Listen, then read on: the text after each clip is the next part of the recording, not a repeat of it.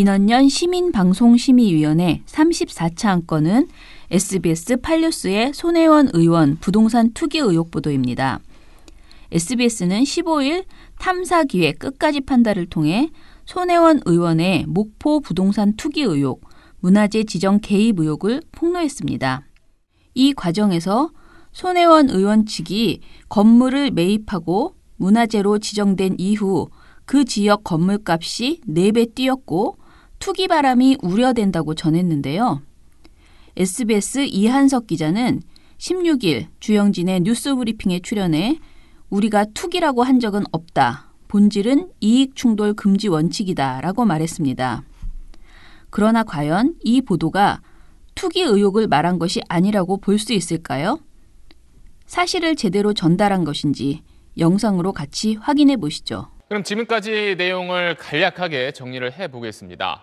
저희 끝까지 판다팀이 확인한 손혜원 의원과 관련된 목포 시내 건물은 모두 9채입니다.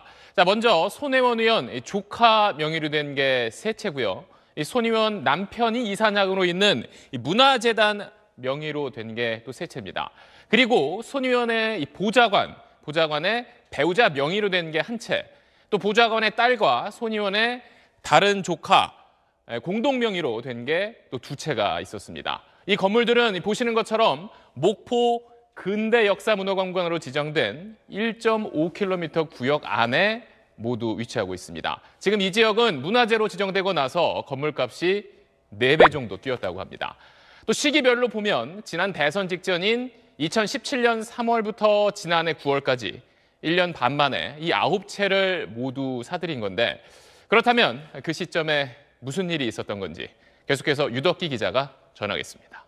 거리에 있는 건물 가운데 일부는 별도로 등록문화재로 또 지정됐는데, 이런 건물은 나라 돈으로 내부 리모델링이 가능합니다. 재산 가치를 높일 수 있는 겁니다.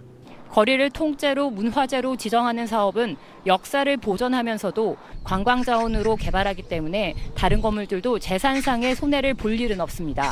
내공이 없죠. 빈집 없죠. 이제 폐가설도 다 샀어. 여기서 많이 와버렸어요. 집이 없고 물건이 없으니까 자동적으로 올라갈까.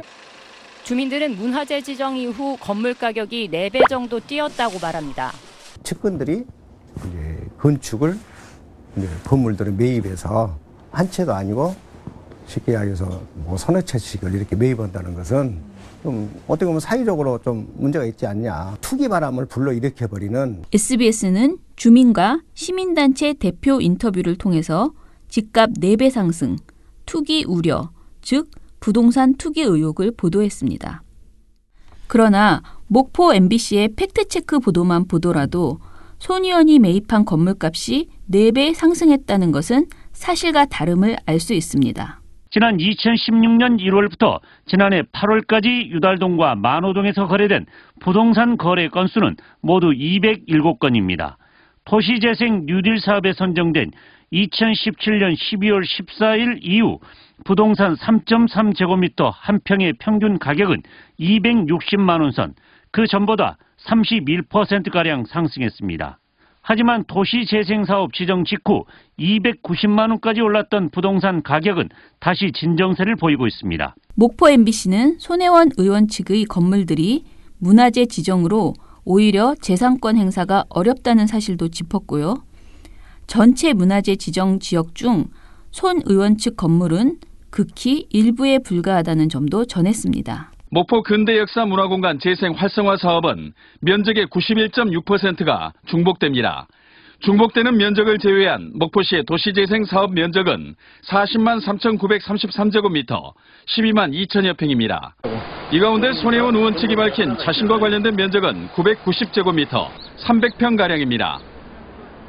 목포시 전체 도시재생 면적의 0.24% 수준, 더구나 손 의원 측이 소유한 토지의 대부분은 국가사적인 옛 일본 영사관과 도지적 문화재인 목포 진지 등 문화재 보호구역에 편입돼 재산권 행사도 제약을 받고 있습니다. 대단히 많이 받죠.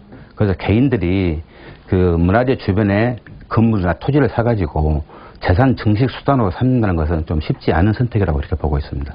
이렇게 투기 의혹에 여러 반박이 쏟아지자 SBS는 17일부터 이해충돌 금지 원칙 위배가 본질이었다며 그 부분을 집중 보도했습니다.